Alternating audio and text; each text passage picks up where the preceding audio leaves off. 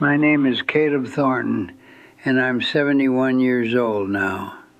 Last autumn, something happened that made me sit quietly at my kitchen table longer than usual.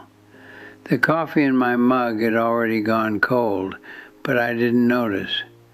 For the first time in my life, I realized something about the people I grew up with, something none of us ever expected when we were young. We thought we understood how life would turn out. The truth is, we had no idea.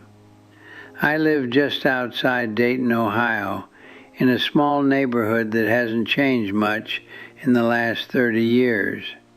Most mornings here are quiet. Around 6 o'clock, the sky slowly turns from dark gray to pale blue, and the same handful of cars pass by on their way to work. The same mail truck rattles down the road around 9. Life here moves slowly now, which is something I didn't always appreciate when I was younger. But that morning, watching the sunlight stretch across the kitchen floor, my mind drifted back nearly 50 years, back to the summer of 1974. Back when 6 of us believed life would unfold exactly the way we imagined. There were 6 of us who grew up on the same street: Evan Miller, Chris Dalton, Ryan Foster, Mark Bennett, Daniel Cruz, and me. We were the kind of friends who spent nearly every afternoon together. In those days, the neighborhood felt like its own little world. Kids rode bikes until the street lights came on. Lawn sprinklers clicked back and forth on hot afternoons while the smell of fresh-cut grass filled the air. When you're 17 years old, you believe time stretches forever in front of you. I remember one evening very clearly. We were sitting on the wooden bleachers beside the baseball field behind our high school. The sun was sinking behind the trees, and the sky had that deep orange glow that only shows up at the end of summer. Someone had brought a 6-pack of cheap soda, and we were passing the cans around while talking about what life would look like someday. Evan said he was going to move to Florida and start a fishing charter business. Chris wanted to become a firefighter like his dad. Ryan talked about opening an auto repair shop because he loved fixing engines. Mark wanted to work construction and make good money. Daniel said he planned to join the Army and travel the world. When it was my turn, I remember shrugging and saying I'd probably stay close to home and find a steady job somewhere. At the time, those conversations felt like blueprints for our futures. But looking back now, I realize something important. Life rarely follows the plans you make when you're 17. The first one to leave was Daniel. Not long after graduation, he enlisted in the Army, just like he said he would. For a few years, we heard stories about bases in Texas and overseas training exercises. But eventually those calls became less frequent. Life moved forward for him, and for the rest of us too. Evan actually did move to Florida for a while. He worked at a marina in Tampa, fixing boat engines. The last time I saw him in person was sometime in the late 80s when he came back to Ohio to visit family. At the time, we promised we'd stay in touch more often. Of course, we didn't. That's something nobody explains to you when you're young. Friendships don't usually end with a big moment or dramatic goodbye. Most of the time, they simply fade as life quietly pulls people in different directions. Chris became a firefighter like he always talked about. For more than 30 years, he worked shifts at a station just north of Dayton. Every once in a while, we'd run into each other at the grocery store or gas station. Ryan opened a small auto shop on the edge of town. If you lived in Dayton long enough, chances are you eventually brought a car to Ryan's garage. He was the kind of mechanic people trusted. Mark worked construction for most of his life, long days pouring concrete and framing houses in the Ohio heat. The kind of work that leaves your hands rough and your back stiff after enough years. And me? I ended up working nearly 40 years at a regional shipping warehouse just outside the city. It wasn't glamorous work, but it paid the bills. My alarm would ring around 5:30. I'd walk into the kitchen half awake, pour a cup of black coffee, and step out onto the porch for a few quiet minutes before the day began. At the time, those routines felt completely ordinary. But looking back now, I realize something that never crossed my mind back then.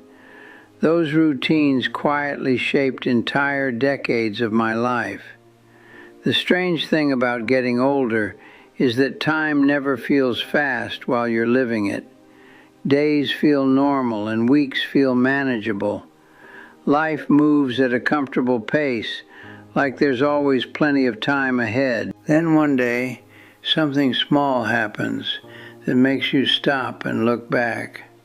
For me, that moment came last fall.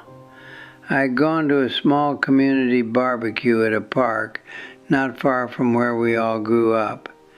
It wasn't anything special, just a casual gathering organized by a few people who still lived in the old neighborhood.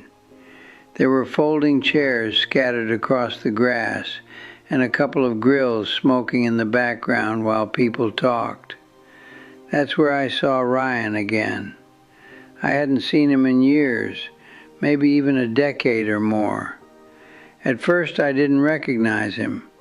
His hair had turned completely gray, and he walked a little slower than I remembered. For a moment I stood there trying to place his face before it finally clicked. We ended up standing near the picnic tables for nearly an hour, talking about memories from when we were teenagers.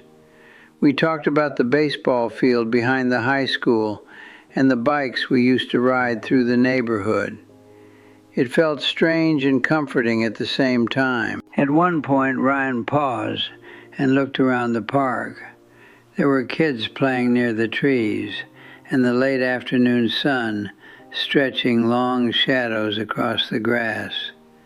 After a moment, he turned back to me and said something that stuck with me. "You realize we're the old guys now, right?" We both laughed when he said it, the way people laugh when something is both funny and slightly uncomfortable. But the truth in that sentence hung quietly between us. Later that evening, I went home and sat in my kitchen, thinking about everything he had said. The house was quiet, and the same kitchen where I had started thousands of mornings suddenly felt different. I found myself thinking about the different paths our lives had taken. Some of us stayed close to home. Some moved far away. Some built families and raised children. Some slowly lost touch. But none of us ever expected how quickly the years would move. When you're young, you imagine life as a long story that hasn't started yet. You believe the important parts are somewhere ahead of you. What you don't realize at the time is that life is already happening in the ordinary moments you barely notice. The conversations on wooden bleachers behind the baseball field, the afternoons riding bikes through quiet neighborhoods, the simple mornings before work. Those moments seem small while they're happening, but somehow they become the memories you carry with you decades later. That morning last autumn, sitting in my kitchen with a cup of coffee that had already gone cold, I finally understood something that took me 71 years to learn. Growing old doesn't happen suddenly. It happens slowly, year by year, morning by morning, until one day you look around and realize the younger version of yourself only exists in the stories you tell. If there's one thing I wish I had understood earlier, it's this. Don't assume there will always be more time. More time to visit people. More time to call old friends. Because the truth is, one day you'll wake up, pour a cup of coffee, and sit at your kitchen table watching the morning light come through the window. And you'll realize something most people don't understand until it's too late.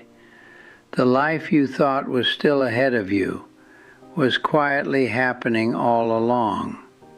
And maybe that's the strange truth about life. We spend so many years chasing the big moments that we barely notice the quiet ones passing us by. But in the end, it's those ordinary mornings, old friendships, and simple memories that become the parts of life we miss the most. If this story made you think about your own journey even for a moment, then take a second to like and subscribe.